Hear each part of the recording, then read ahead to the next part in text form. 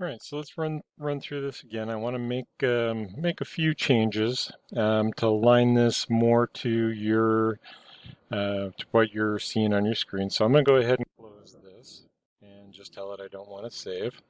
And then we're going to do a new part. And notice that my origin went away. I went back to millimeters, grams, and seconds. I already had that template set up. So to show you how to add that location, I always get lost and need to find out where to go. So I'm just going to click on the new again, but I'm going to hover over this, and that's telling me it's in program data. One of the downsides to program data is that it is a hidden folder, typically it's system.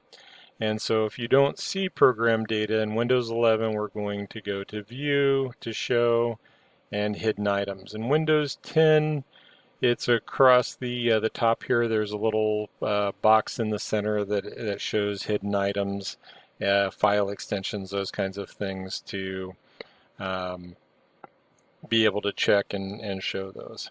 All right, so program data, Solidworks, and I'm just going to check real quick that there's my 24. There's templates, but that is the model-based definition template, so we need to tunnel a little deeper. Nope, wasn't that one. Probably need to go find it again. All right, so no, it was in templates part DOT.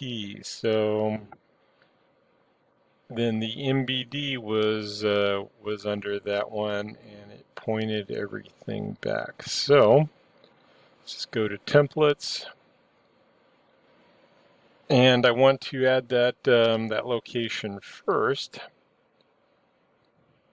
so that when I go to save it, it will show up. So my main goal in having that in my file explorer is so that I can remember how to navigate to it, since it's more than a few levels deep. So SolidWorks 2024, templates, and select the folder. So the MBD will be in there. Let's see, I would like to, let's go ahead with a move up or move down, and I'll move that one down, and then OK. And then the elevation, and for whatever reason, that's an elevation. If you are under a power user and not an administrator on your system, then a lot of times I'll just go ahead and hit yes and see if it goes through, but otherwise I'll have to have somebody log in. One of the quirks.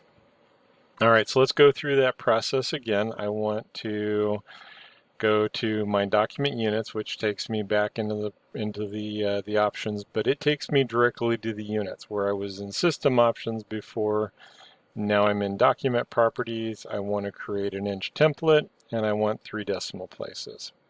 So we go ahead and hit OK. I would like to see my origin, the screen background most of the time. I go with the plain white, the three-point faded. We'll probably need to go this route. Under the appearances and the scenes, nope, maybe it was just the basic. There we go, backgrounds, nope. Presentation, studio. Well, that's getting all of them. Maybe I didn't wait long enough for it to finish. Soft and plain white. So if I want that to be my default, I have to go all the way through this, find the scene that I want, and then set it as the default scene. Now that should be with regardless of the template, but you decide what you're most comfortable working with, and then we can go from there. All right. So what else? We already set the folders in the system. We've got that pretty much.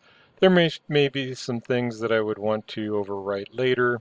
So we're going to go with the save as, and under the save as type, we're going to be looking for a part template. These used to be in system order, now they're in alphabetical order. So it's taking me to my location, the 2024 templates, and I want this to be a part inch, and we'll save that. All right, so now when I go to new, I have this part inch created, and even though I'm going to have to jump back to the SolidWorks templates or back to one of the other ones, that's going to allow me to have something to start with. So since I changed it from metric for the example, go to millimeters, grams, and seconds. Well, that put me in metric, but I don't really know what my units are. So if we edit the document units, yeah, I'm still um, in 3 decimal places. So we want to do millimeters and inches. That also means that my dual dimensions on the inch is inches an inch. So if we do any dual dimensioning, we need to go back and change that and then write it to the template. So save as, and back to our part templates and part metric. And again, make sure that you name these to what makes sense to you. And then we want to test. All right, so new part metric, we have the millimeters, grams, and seconds. New part inch, pounds, and seconds, and then we'll check that real quick. So I can go to millimeters and OK. All right, so quick comments on units is that in machining and manufacturing, and it depends on scale and industry, but realistically, I think and have to do conversions for inches and from anything else to inches and to millimeters. All right, we'll talk about why the millimeters a little bit later as we get into the units, but work in the units you're most convenient with. I have done projects in centimeters. It makes my head hurt, but I don't have too big of an issue with it.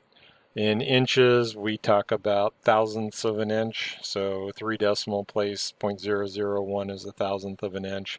Sometimes they're called mils, sometimes they're just stay consistent on your terminology within this industry that you're working with. Um, so in metric, you don't hardly hear about decimeters and decameters. They aren't that common. So when we talk about hundredths of an inch or tenths of an inch, if you say to me as a machinist a tenth, I'm going to look at you and say, do you mean a tenth of a thousandth or a tenth of an inch? Because a tenth of a thousandth is 0.0001, 1/10,000th of an inch. All right, so this gets confusing pretty quick if we're not all using the same terminology. All right, final note, and we'll talk about units some more, but final note is notice this is still the part DOT, document template. I want to make sure to close these. All right, so that was part 3 for whatever we're working on. I want to make sure to close those out so that I am not writing and saving to the document template. When I was doing skeletons for cabinets, and the cabinet buildups were largely the same. I would do sketches and I would save it to the template because it would save me 5 minutes to do the same thing on every component, and having a specific template to do that for me as a starting point was often handy. So it all comes down to being able to manage your environment and again, the muscle memory and the navigation to be able to get through the maze and get to that point where you're not having to think about these little details, that you can get on with the business of creating something.